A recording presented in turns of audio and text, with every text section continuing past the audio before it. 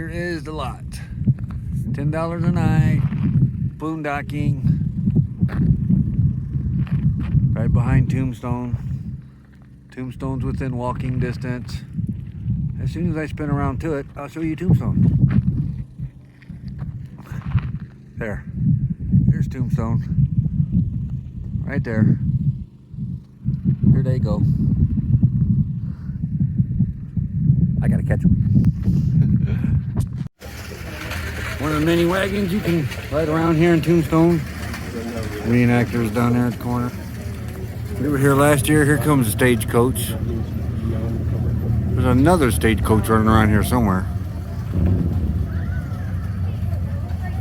Town of Tombstone. Sure is a lot more busier than it was this time last year when we were here. We found a train store. There's a trains up here.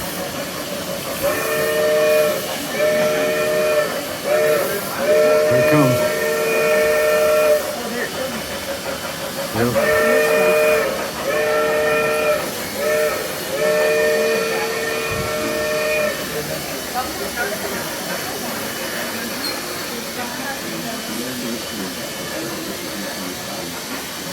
Yeah. That's cute. Traffic jam in Tombstone. Look, I come to the brothel. But sadly, the brothel is closed. I'd like to welcome you all to the world famous Birdcage Theater. Now there's also an opera house, gambling hall, saloon, and a house of ill repute all rolled into one. We had a grand opening December the 26th, 1881. 16 gun and knife fights in the building resulted in 26 men, one woman losing their life. We've got over 140 bullet holes still in the building today. Right in front of the bar, that vertical post about knee high at the 45. That slug is still visible with a flashlight today. 32 in the ceiling between the fan and the chandelier. Wow. 44 in that back wall above the lineman twins poster right behind the door. That's just a few of the 140 we got scattered throughout. That little lady right there in the paint, her name was Fatima. She belly danced on our stage back in 1881. Went on to Chicago as the World's Fair, where she caused quite a ruckus before going over to Europe, where she dances Little Egypt. She had that painting done for us at San Francisco in 1882, so thank you for jump-starting her career. She got a 6-pack bullet holes in her canvas, 1.5 gash in her skirt right below her knee.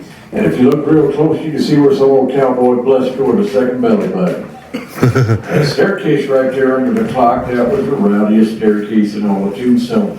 That led upstairs to ladies of the night. Cowboys, miners, and gamblers had to ante up $25 to get up those stairs. In today's money, $650. They paid it, they scrambled up those stairs to one of their favorite ladies in the 14 cribs upstairs. 7 along the right side of the building, 7 along the left, connected by this overhead walkway, where the ladies would greet the cowboys coming off the streets. Now that bar and back bar up here are both original with the building, both built out of Pittsburgh, Pennsylvania. The railroad refused to ship it to us because it wouldn't insure that those diamond dust mirrors from France would get to us in one piece. Those are still the original mirrors. So they put it on the Star of India, shipped it around the Horn of South America, all the way up to Guaymas, Mexico. Once they got there, they put it on a mule train, they wagoned it the rest of the way into town. Took 6 months to arrive in Tombstone. Once they did, they nailed them doors shut, slid the bar back part of the place. Been sitting there for 140 years. Wow. Now back in the 1880s, if you walk through those doors, you see all the way up to the front of our stage. This wall wasn't put here till 1934. The picture right there in the center is real good likeness of what y'all would have been seeing back then. Ladies up on the stage entertaining the cowboys and gamblers on the casino floor drinking and playing. Now up on our stage, that's where we've got the Birdcage's most prized antique, the Black Maria. Black Maria was a Tombstone hearse. It took all the cowboys, miners, gamblers, and townsfolk to their final resting place in Boot Hill. There was only 8 of those made out of Rochester, New York. The Birdcage has the last one known in existence. The Watt Tarbell Undertaking Company purchased it back in 1881 for $8,000. The Ford Museum out of Dearborn, Michigan currently estimates the value closer to $2 million. Trimmed in 24 karat gold, solid sterling silver fixtures all the way around. There you're going to head downstairs into the poker room. Downstairs you'll see the wine cellar. We still have barrels waiting to be tapped. two $40 night bordella rooms, and you can see the poker tables. That table at the bottom of the stairs, that was the site of the West's longest poker game. It went round the clock, 24 hours a day, 7 days a week. You had to have your name on a waiting list at the bar if you wanted into that game. And it is in the Guinness Book of World Records. That poker game lasted 8 years, 5 months, and 3 days straight. And you might have to wait 3 or 4 days to get your name called on that list, but when it get called, it was $1,000 to buy in. Today's money is just shy of $30,000, so it was considered a high stakes game here in Tombstone. Now, with over $10 million crossing that table downstairs, the big money attracted big name gamblers from all over the territory and the country. If you was lucky enough to buy into that game, you might be up against guys like Pat Masterson, Doc Holliday, Luke Short, Charlie Storms, Mr. Adolphus Bush, the founder of Anheuser-Busch Brewing Company, even George Hurst, the famous mining and newspaper tycoon. Those two gentlemen met downstairs 4 times a year playing that game. Now, the last hand was dealt December the 24th, 1889. That was the day the Birdcage closed their doors for good. Didn't reopen those doors again until 1934, when the current family who owns the building purchased it and reopened it as a museum. So once y'all walk through those doors, you are walking on the same floors as the Earps, Clantons, McClowrys, Doc Holliday, Buckskin, Frank Leslie, every other Western legend that walked the dusty streets of Tombstone.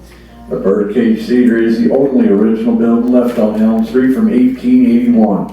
All the rest of the buildings up and down the street were either destroyed or partially destroyed in the fires of 1881 and 1882.